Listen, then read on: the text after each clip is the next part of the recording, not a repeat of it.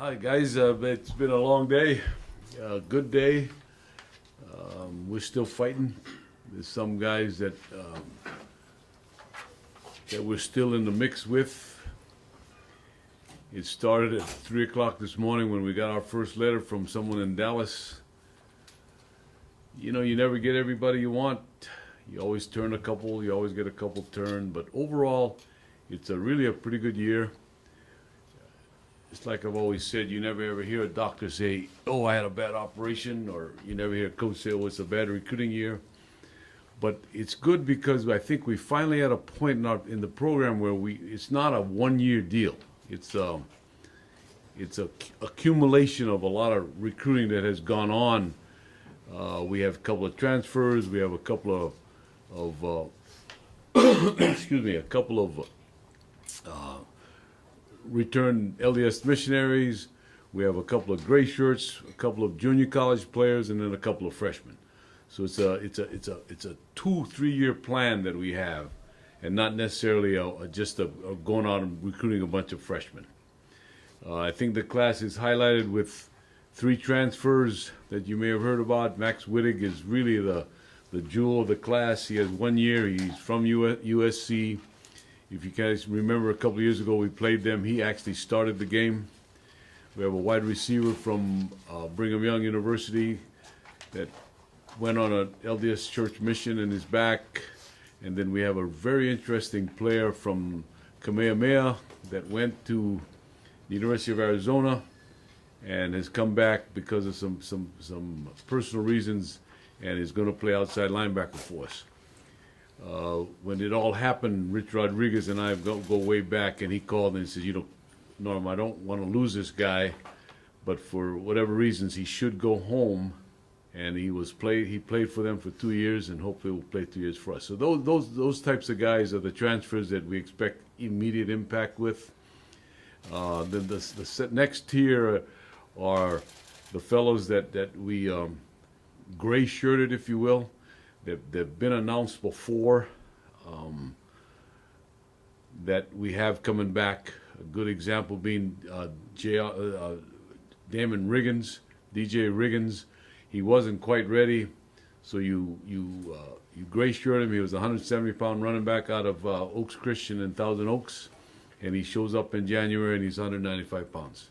So that's why we do what we do that way. And then there's the junior college players. There's 2 already on campus, Russell Williams, Matt Norman. Russell Williams was a first-team junior college All-American as a freshman, California All-American. And so we expect immediate impact with him. And then there's the return missionary type guys like I told you about, Aaron Zawalin, Gus Lavaca. So there's different groups of people, of young men that we have. And again, it's an accumulation of a plan that's over a course of a couple of years and not just one. And then there's the freshmen. We're real pleased with the local guys that came. Joe Nagasiva, we had rated as the second best player in Hawaii, came with us. Solomon Matautia. We really kind of, hopefully, we were trying to stay under the radar with the punter from Punahou, because I thought we might lose him if word got out that he was being recruited. Sure enough, at the end, the military academies came to him, and so we're glad we got him. And then we have some others that we got from the mainland. A couple of nice junior college players, Melvin Davis, a running back out of Santa Monica, Paul Harris, a running back out of Ventura, running back kind of slot guy, and then a corner that we expect to come right in and play, Dejaun Bulter, also out of community college. The concern with those guys is there's a reason why you go to junior college, and they need to get their grades squared away before we can really feel good about them coming. Questions? I've kind of rambled on. When the recruiting process started, was it defensive line, defensive back was the key that you were after? We have parameters, Robert. We have 85 scholarships. So what we do is we try, and you never hit it. We say we want 41 offensive players, 41 defensive players, and 3 special teams guys. And you never hit it right on the button, but we wanted offensive linemen. You always need offensive linemen. We filled that need with 5 of them. We needed a couple of corners. We're still fighting like heck for one. And we need D linemen. And that's maybe one area where we need to continue the fight. In fact, We got a phone call in right now to a high school coach trying to get that done.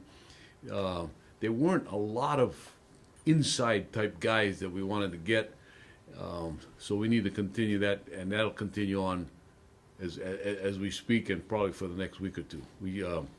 We didn't purposely sign a couple of junior college players because Amanda makes us only hand out 25 scholarship agreements. And so if you pass one out and the guy doesn't make it academically, you lose out on that scholarship agreement. So we've been real careful doing that. We have a couple of scholarship agreements ready if they prove to us that they can do it academically. But you're right, corners, defensive line, and you always need linemen. We didn't need a quarterback. We didn't need tight ends, that kind of thing. What's the importance of giving a Warden a scholarship now because he's going to go to mission? Is that? Well, just to, kind of lock him up, if you will, and he will not count on the NLIs until the 25 till he gets back. But with the Mormon missionaries now, they can go out when they're 18. It used to be they were 19 and go to a year in school, and then now they can go right out of high school, so we can get it right back. So Amanda's giving you back the scholarship? Yes, she is. The guys you have coming back off the Mormon mission, like us, have you heard from them any updates, what they are like physically before they get in here? That's a good question. We stay in good contact with them. Gus is in Tonga, so hopefully he's in some kind of shape. Aaron Zwallen happens to be in Maryland, where the guy that's in charge is quite a jock, and so he lets Aaron work out all the time. And Aaron works out with another receiver that's out there from a smaller school, so we'll see. Generally speaking, it takes them a while to get back. For 2 years, that's not their emphasis. And so it takes a while for them to get back. But we like the fact that we're starting to generate a little bit of those because they're older. You play at BYU and their offensive line average is 25 years of age.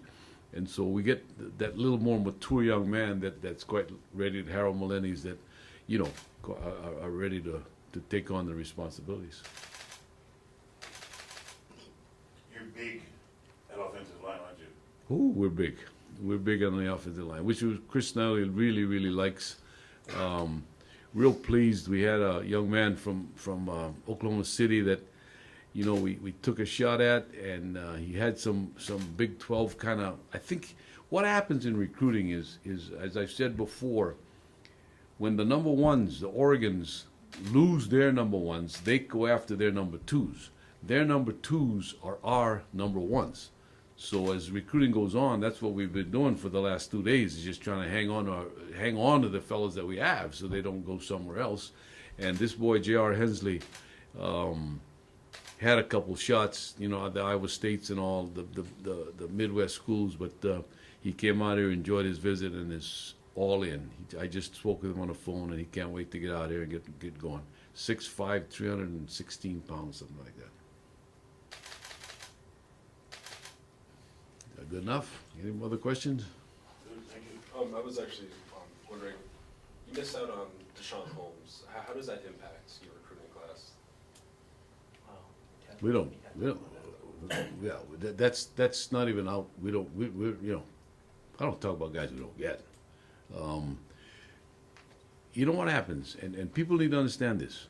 When people go when you visit when a recruit comes to campus, they're evaluating us, but we're also evaluating them. And oftentimes coaches, and we talk about this all the time, oftentimes, we lost a guy, decommitted, whatever. Well, there's reasons why, and it's not always one-sided. They come and we can check them out, and we see the way they act, we want high-character guys. I'm not saying that about Dejaun that you're talking about. I'm just saying that recruiting works two ways. And a lot of times you see decommitments or guys switching schools. That's not always a bad thing. That's not always a bad thing. All right. Thank you very much. We'll see how it goes.